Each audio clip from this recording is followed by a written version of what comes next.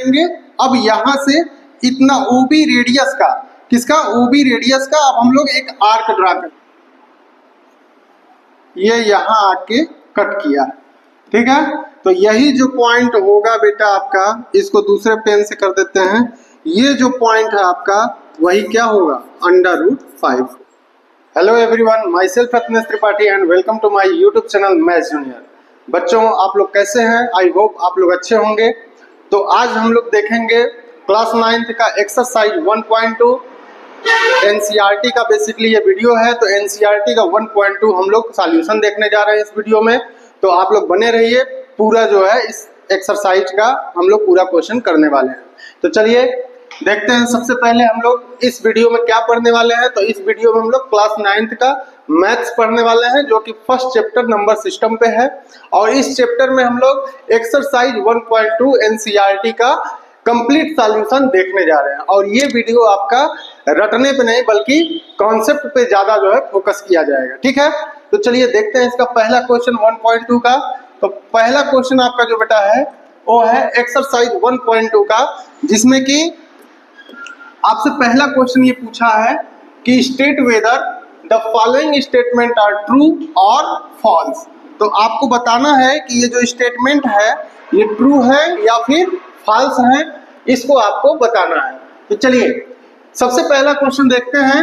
Every irrational number is a real number. अब देखो बेटा, इस टाइप के क्वेश्चन में मैं आपको एक्सरसाइज 1.1 में भी बताया था कि ऐसे क्वेश्चन जिसमें कि आपको किसी इरेशनल नंबर को या फिर रेशनल नंबर को या फिर नेचुरल नंबर, होल नंबर, ये सभी नंबर कैसे हम लोग ट्रू फॉल्स में करते हैं, और आपको इस टाइप का क्वेश्चन क्लास 10th में भी मिलता है।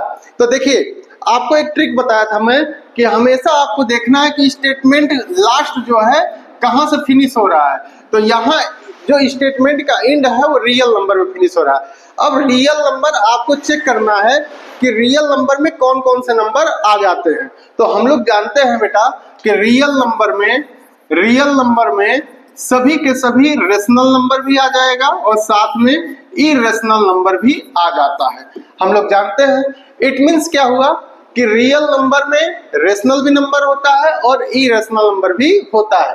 आपके स्टेटमेंट के हिसाब से क्या था कि सभी इरेशनल नंबर रियल नंबर होते हैं, तो बिल्कुल होता है, क्योंकि रियल नंबर जो है, रियल नंबर में कौन कौन से नंबर हो सकते हैं, रेशनल और इरेशनल नंबर हो सकते हैं। तो ये स्टेटमेंट आपका क्या हो जाएगा, ये स्टेटमेंट आपका ट्रू हो जाएगा, ठीक है। उसके बाद सेकेंड क्वेश्चन देखते हैं इसका। तो सेकेंड क्वेश्चन में बोला है कि every point on the number line is of the form of √m। सभी जो पॉइंट होते हैं नंबर लाइन पे वो सभी किस फॉर्म के होते हैं, √m। अब जहां पे m की बात करें, m क्या है, तो m is a natural number. m क्या है, तो m जो है नेचुरल नंबर है, ठीक है। तो देखिए अगर बात करें तो देखो m जो है यहाँ पे क्या दिया है, तो m दिया है नेचुरल नंबर। अब नेचुरल नंबर हम लोग जानते हैं, नेचुरल नंबर क्या होता है, तो नेचुरल नंबर होता है 1 2 3 ऐसे करके 4, बहुत सारे नेचुरल नंबर आपको मिल जाएंगे, 5, ठीक है।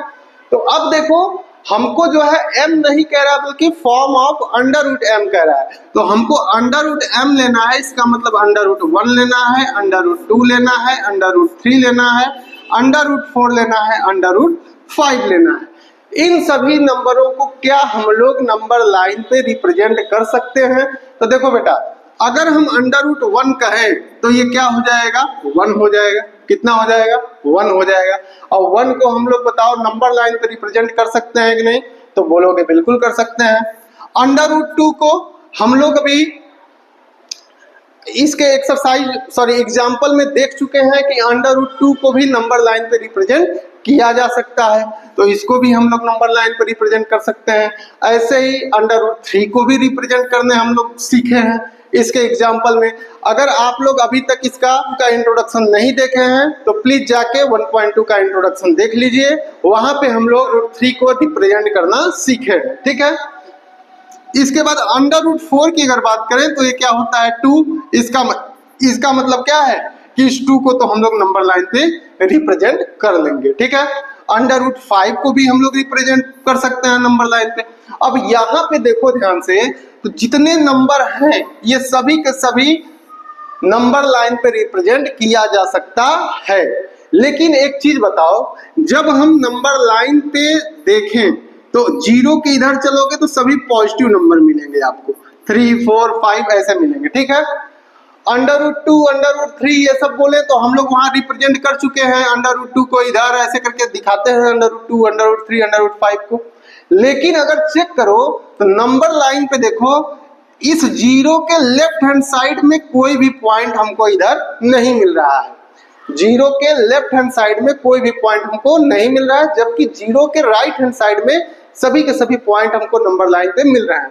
जबकि स्टेटमेंट में क्या बोला था कि every point on the number line, मतलब √m जो है इस नंबर लाइन पे सभी के सभी पॉइंट दे सकता है। तो आप बताओ यहाँ पे जितने के जितने नंबर आ रहे हैं ये सब के सब क्या है? Positive integer. क्या है? Positive integer. क्या यहाँ पे निगेटिव इंटीजर कहीं आया है? तो बोलोगे सर नेगेटिव इंटीजर तो इसमें कहीं दिख नहीं रहा है। तो इसका मतलब है कि every point on the number line √m form में नहीं हो सकता। क्यों? क्योंकि √m फॉर्म में सिर्फ और सिर्फ आपको पॉजिटिव नंबर ही मिलते हैं, जबकि नंबर लाइन पे नेगेटिव नंबर भी हो सकते हैं। इसलिए ये स्टेटमेंट आपका क्या है? तो बोलोगे कि सर जी ये स्टेटमेंट क्या है? फॉल्स है। क्या है? फॉल्स है।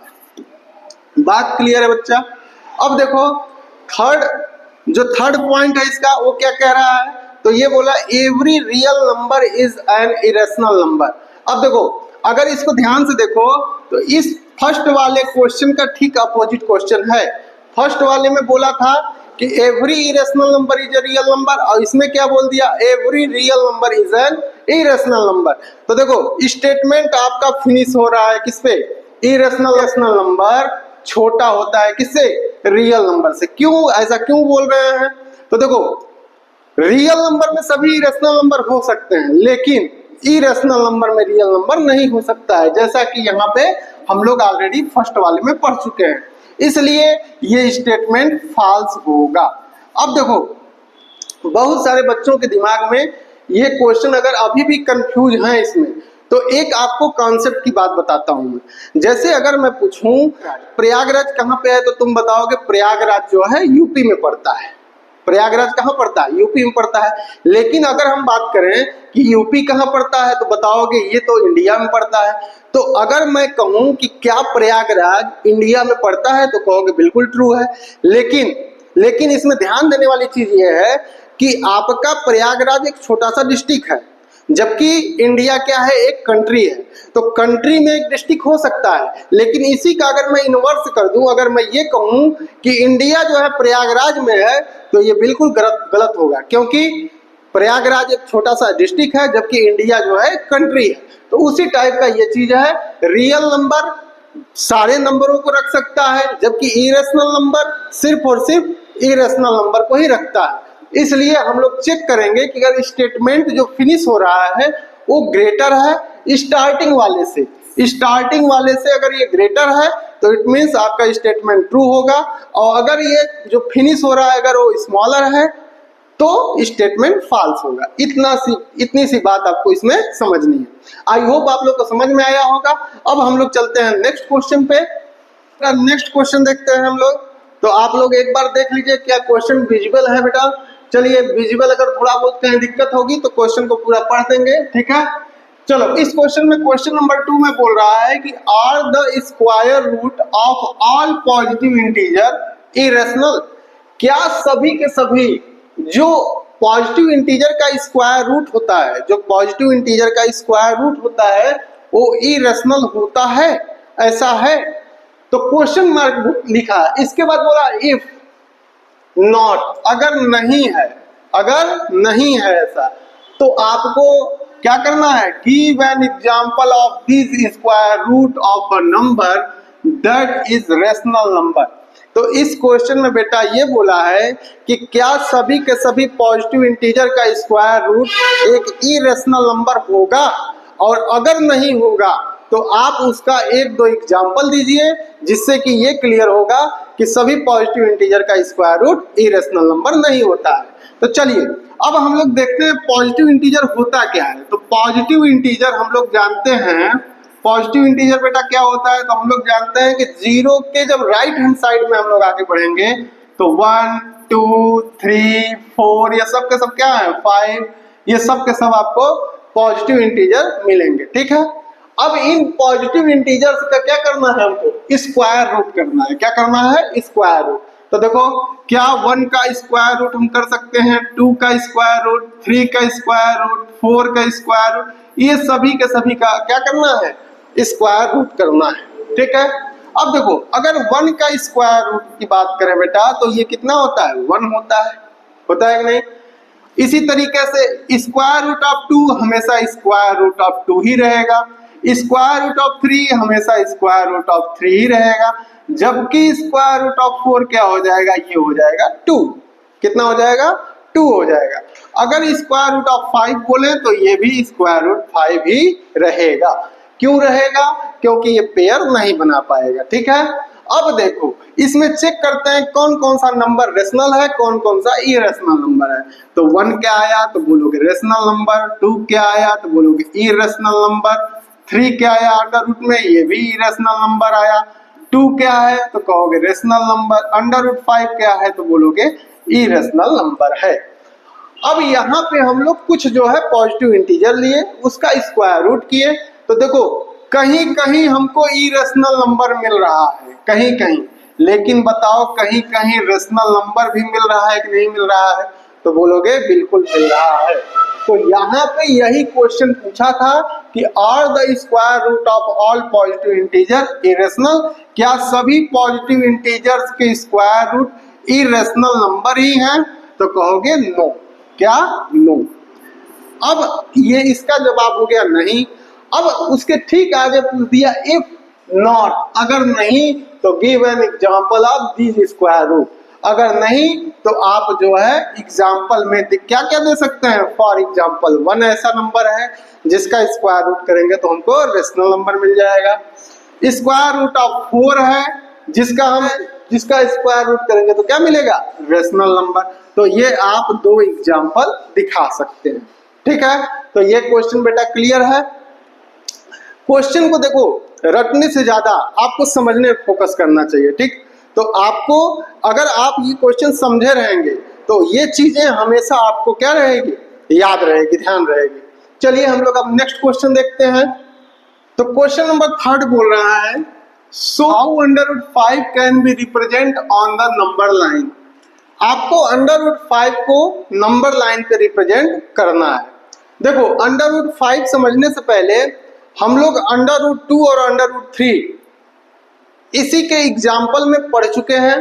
तो आपको अंडर रूट 2 और अंडर रूट 3 कैसे बताया था, मैं बताया गया था कि मान लीजिए एक नंबर लाइन है, यहाँ 0 है, 1 है, 2 है, इस तरीके से सो ऑन जो है आप नंबर लाइन पे दिखाते हैं।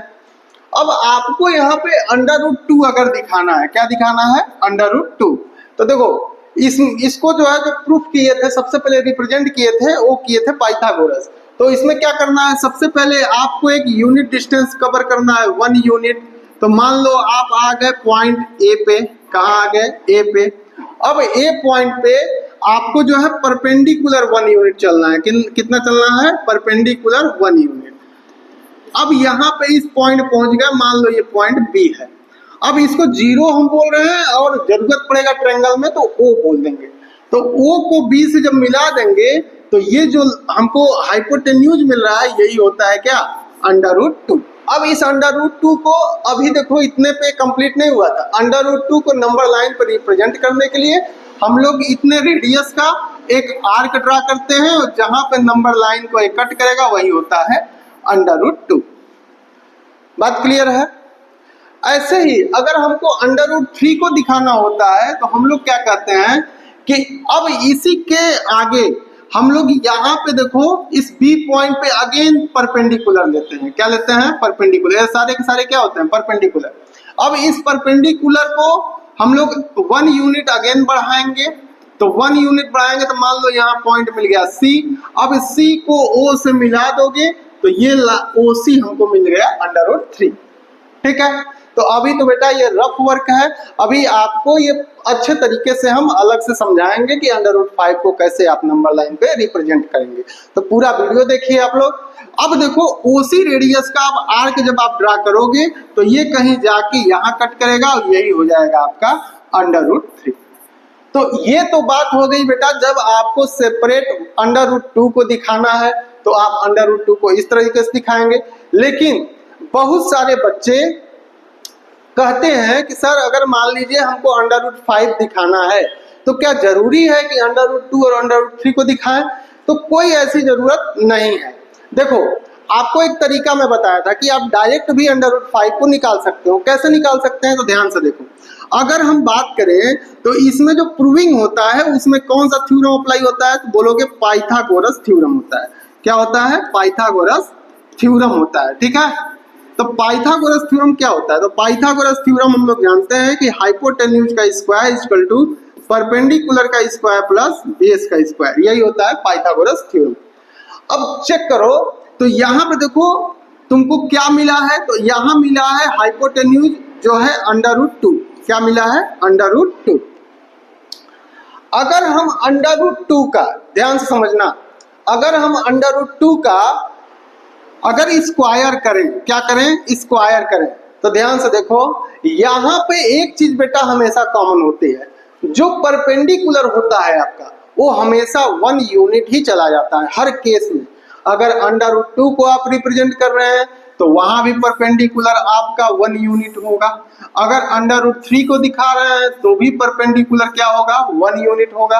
तो इसका मतलब कि अगर परपेंडिकुलर और बेस की बात करें तो उसमें परपेंडिकुलर हर केस में 1 ही लिया जाता है, 1 यूनिट ही लिया जाता है। तो देखो अगर हम बात करें 2 को, तो देखो √ में 2 है, √ में क्या है? 2 है। तो 2 को हम लोग पहले इससे 1 अलग कर देंगे, किसके लिए? तो बोलोगे परपेंडिकुलर के लिए। तो 1 अगर हम अलग कर दिए, 1 अगर हम अलग कर दिए तो बताओ और क्या होगा? तो कहोगे 1 होगा। तो अब यहाँ पे 1 जो है हम लोग बेस लेते हैं और 1 क्या लेते हैं? परपेंडिकुलर। तो √2 में परपेंडिकुलर क्या हो जाएगा? 1 और बेस क्या हो जाएगा? 1। तो बताओ दोनों के दोनों साइड इक्वल हो गया कि नहीं हो गया? तो √2 को जब रिप्रेजेंट करना हो तो उसमें हम लोग बेस भी हम लोग 1 लेते हैं, 1 यूनिट, और परपेंडिकुलर भी हम लोग 1 यूनिट लेते हैं। ये बात क्लियर है? जबकि अगर हम बात करें √3 की, ध्यान से देखिएगा, अगर हम बात करें √3 की तो इसको अगर √3 को अगर हम लोग थोड़ा सा परपेंडिकुलर और बेस के टर्म में देखें तो यहाँ पे देखो ये तो हमको कंफर्म है कि परपेंडिकुलर 1 ही चलना है। तो अगर 3 को लिखना है तो 1 में क्या चीज और जोड़ोगे कि 3 आएगा? तो बोलोगे 2 आएगा। तो यहाँ पे हम लोग को क्या करना है कि यहाँ पे √2 और 1 ये दोनों का स्क्वायर लेना है। किसका लेना है? √2 और √1 का स्क्वायर। तो कहोगे कि √3 का जब रिप्रेजेंटेशन होगा तो वहां पे बेस होगा √2, बेस क्या होगा? √2। जबकि परपेंडिकुलर क्या होगा? तो कहोगे 1 होगा। क्या होगा? 1 होगा। ठीक है, तो इस तरीके से आप √3 को अगर रिप्रेजेंट करना है आपको डायरेक्ट, तो आप क्या करेंगे? देखो यहाँ पे अगर बात करें 0 है, 1 है, 2 है, तो आप √2 आपको मिल गया कि नहीं? आप देखो √2 जो है यहाँ पे निकाले थे, कहाँ पे था √2? यहाँ पे था। तो यहाँ से यहाँ तक ये क्या हो गया? आपका √2 हो गया। तो बेस लेंगे √2, फिर यहाँ पे परपेंडिकुलर 1 यूनिट ले लेंगे तो आपको मिल जाएगा ये A हो गया, ये B हो गया। तो ये OB जो है आपका क्या हो जाएगा? √3। तो यहाँ पे देखो हम लोग √3 को डायरेक्ट जो है शो कर सकते हैं। बात क्लियर है बेटा? इसी तरीके से हम लोग √5 को रिप्रेजेंट करने वाले हैं। तो चलिए अब √5 को हम लोग जो है रिप्रेजेंट करेंगे, तो अच्छे से देखिए कि √5 का रिप्रेजेंटेशन कैसे होता है। 5 को रिप्रेजेंट करने के लिए यहाँ पे हम लोग जो है पूरा ज्योमेट्रिकल मेथड से इसको जो है रिप्रेजेंट करेंगे। तो अच्छे से समझिएगा। तो सबसे पहले हम लोग वहां पे मैं बताया था, वहां पे क्या बताया था एक बार फिर से बता दें कि √5 को रिप्रेजेंट करने के लिए आपको इस 5 को क्या लिख सकते हैं, तो इस 5 को 4 + 1 लिख सकते हैं। 1 क्यों लिखे हैं, क्योंकि 1 हमेशा परपेंडिकुलर होना चाहिए। 1 हमेशा क्या होना चाहिए, परपेंडिकुलर। तो देखो 4 का मतलब ये किसका स्क्वायर है, तो कहोगे 2 का स्क्वायर है, और 1 का मतलब 1 का स्क्वायर है। इट मीन्स आपको यहाँ पे बेस क्या लेना है, 2 लेना है। बेस क्या लेना है, 2, एंड परपेंडिकुलर क्या चाहिए, तो परपेंडिकुलर हमको 1 चाहिए। बात समझ में है आई। तो 1 आपको परपेंडिकुलर लेना है, जबकि बेस क्या लेना है, 2। तो चलिए इसको सबसे पहले हम लोग क्या करेंगे, तो हम लोग जानते हैं कि सबसे पहले हम लोग को क्या करना होता है, तो नंबर लाइन ड्रा करना होता है। क्या करना होता है, नंबर लाइन ड्रा करना होता है। तो हम लोग सबसे पहले नंबर लाइन बेटा ड्रा करेंगे। तो ये देखिए हम लोग नंबर लाइन ड्रा कर दिए ये, ठीक है। तो 2 का बेस लेने के लिए आप देखिए ध्यान से, इस 2 का बेस लेना है हमको। तो स्केल में हम लोग 2 का बेस लेंगे। तो देखो यहाँ पे 2 यूनिट होता है। क्या होता है बेटा, 2 यूनिट। तो 2 यूनिट का मतलब हम लोग 1 यूनिट अगर 1 सेंटीमीटर लें, क्या लेंगे, सेंटीमीटर, क्योंकि जो हमारा स्केल है यहाँ सेंटीमीटर में है। तो ध्यान से देखो 1 यूनिट इक्वल टू 1 सेंटीमीटर लेना है। तो 2 यूनिट कितना हो जाएगा बेटा, तो 2 सेंटीमीटर हो जाएगा। तो 2 सेंटीमीटर का हमको बेस चाहिए। क्या चाहिए, बेस चाहिए। तो आइए देखते हैं हम लोग स्केल में 2 सेंटीमीटर कहाँ पे होगा, 0.2 सेंटीमीटर, ठीक है। अब 2 सेंटीमीटर आपका जो है वो हो गया, क्या कहते हैं, बेस हो गया। इसको 1 मिनट के लिए हटा देते हैं। तो यहाँ आपका मान लीजिए 0 है, ये है 2, तो इधर कहीं 3 होगा, इधर 4 होगा, ऐसे होगा, ठीक है। तो अब देखो ये 2 सेंटीमीटर आपका क्या हो गया, बेस हो गया। तो ये 2 सेंटीमीटर आप क्या ले लिए, बेस ले लिए, ठीक है। अब 2 सेंटीमीटर बेस के बाद आपको जो परपेंडिकुलर लेना है वो कितना लेना है बेटा, तो आपको लेना है 1 सेंटीमीटर। तो अगेन देख लेंगे। तो 1 सेंटीमीटर के लिए चेक करिए, देखिए यहाँ 21 है, यहाँ 20 है, तो ये क्या 1 सेंटीमीटर हो जाएगा इतना, तो कहोगे बिल्कुल हो जाएगा। तो अब हम लोग जो है 1 सेंटीमीटर का क्या ले लिए, परपेंडिकुलर ले लिए। क्या है, ये परपेंडिकुलर है, ठीक है। अब जो है ये जो पॉइंट मिला, देखो ये हम इसको ओ यूज करेंगे। यहाँ पे जो पॉइंट मिला है वो ये ए है, और यहाँ पे जो पॉइंट मिला है वो बी है। क्या है, बी है, ठीक है। तो अब हम लोग क्या जानते हैं कि अब जो है हम लोग ओ को ए से मिला देंगे, किसको, सॉरी ओ को बी से। तो देखो ओ को बी से हम मिला दिए, और यही ओ बी क्या होगा, √5 होगा। यही ओ बी क्या होगा, √5 होगा। तो अब इस √5 को हमको नंबर लाइन पे रिप्रेजेंट करना है। तो √5 को नंबर लाइन पे आप कैसे रिप्रेजेंट करेंगे, तो यहाँ पे हम लोग कंपास की हेल्प लेंगे।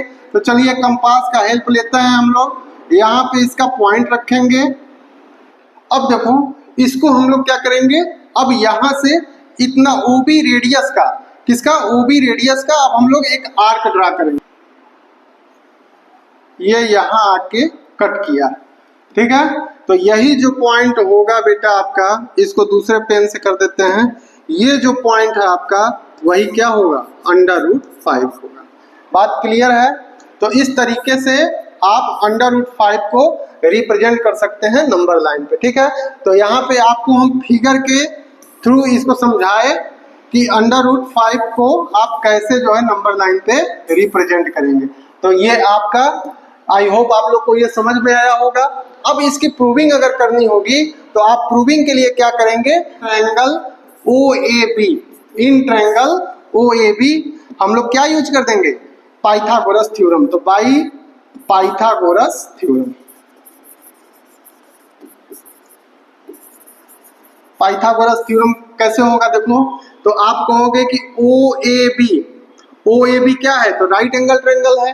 और राइट एंगल ट्रायंगल में हम लोग जानते हैं कि राइट एंगल ट्रायंगल में अगर दो साइड आपका नून है, दो साइड देखो ये है 1 सेंटीमीटर और ये है 2 सेंटीमीटर, दो साइड आपको पता है, तीसरी साइड निकालना है, तो आप कौन सा फॉर्मूला लगाओगे, तो बोलोगे हाइपोटेन्यूज का स्क्वायर इक्वल टू बेस का स्क्वायर प्लस परपेंडिकुलर का स्क्वायर। अब देखो हाइपोटेन्यूज हमको पता नहीं है, तो हाइपोटेन्यूज का जगह सेम वही चीज लिख दिए।